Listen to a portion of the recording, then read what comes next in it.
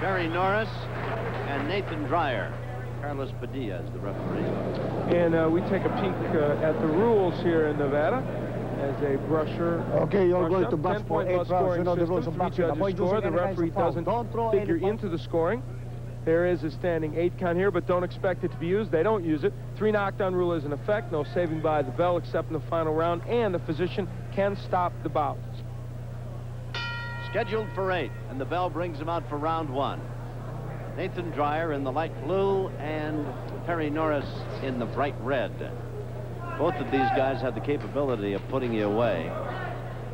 If you'll recall, a moment ago we mentioned the fact that Dyer had Lupe Aquino very much in trouble in the first round of their bout and admitted to us that he was stage struck. He said he got looked around and he saw that he was on television. He got to thinking about that and forgot all about the fight he was involved in, and as a result, why, he never did really get on track after round 1, but he did have Aquino in trouble. And this young kid, Norris, who's the younger brother of Orland Norris, who'll be headlining our card a bit later tonight, Dryer's cautioned to bring him up.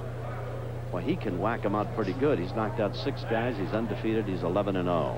Right now, Terry Norris is landing the left hook very well against Nathan Dyer. And if there's going to be a punch that's going to do some real big damage for him right now, I think that hook is going to be it. They both wanted to start quick, so we'll see if there are a lot of fireworks early.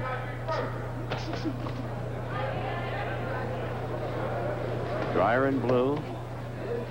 Jab, and he comes to the body with a couple of good punches on Terry Norris. Ooh, pretty good looking right hand by Norris. Excellent right hand. Terry's very quick, and it's not just the power, it's the fact that he delivers those punches so fast. He weighed 152.5, and Dyer came in at 154.5, so they are junior middleweight.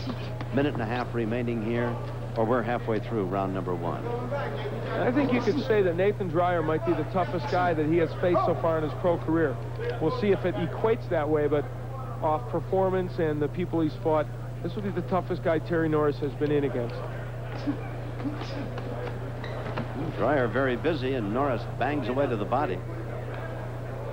Would you believe that Terry Norris, as a youngster growing up, he and his brother in Texas, had 290 amateur victories, lost 4.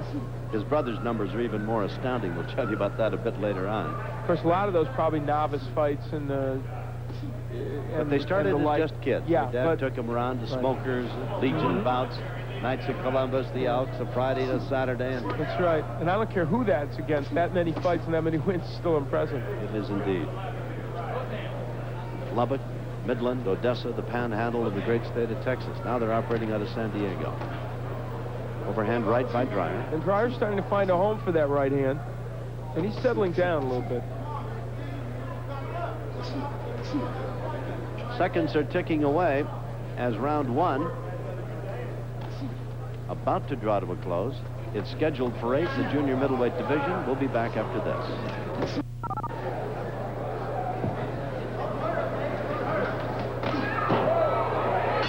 Terry Norris comes out to meet Nathan Dyer, and it's round 2 of their scheduled 8-round go in the junior middleweight division.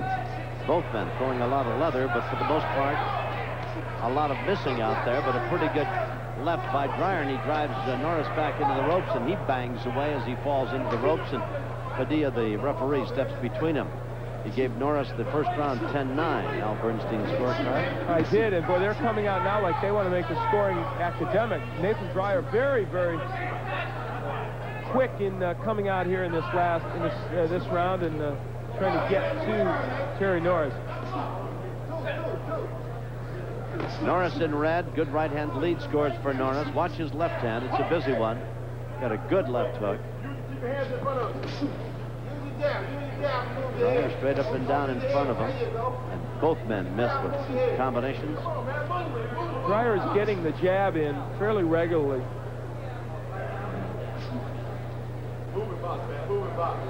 Norris is undefeated. He's 11-0, and he has scored 6 knockouts. Dyer fighting out of Phoenix with a less impressive record of 8-3, but 4 of his 8 wins have been knockouts. And Terry Norris using the right hand.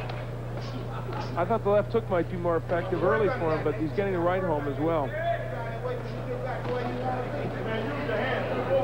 Minute 30 remaining here in round number 2. Scheduled for 8.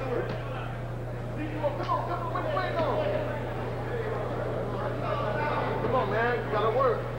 Come on, work. The jab is just a little bit short, the one thrown by Dyer. And Norris has been picking it off rather effectively. Been a little better, though, in this round for Nathan Dyer. Not bending all the time, but it's setting some things up for him.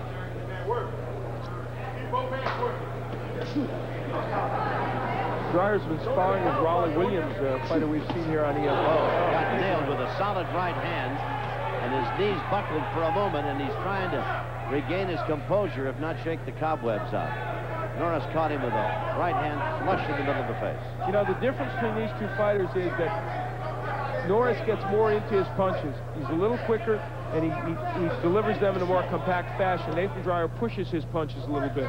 That right hand by Norris just did slide by.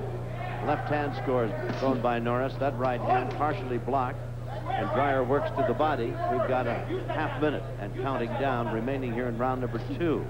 Well, this round has gone by in a hurry, is it not? I wonder, is that correct that time?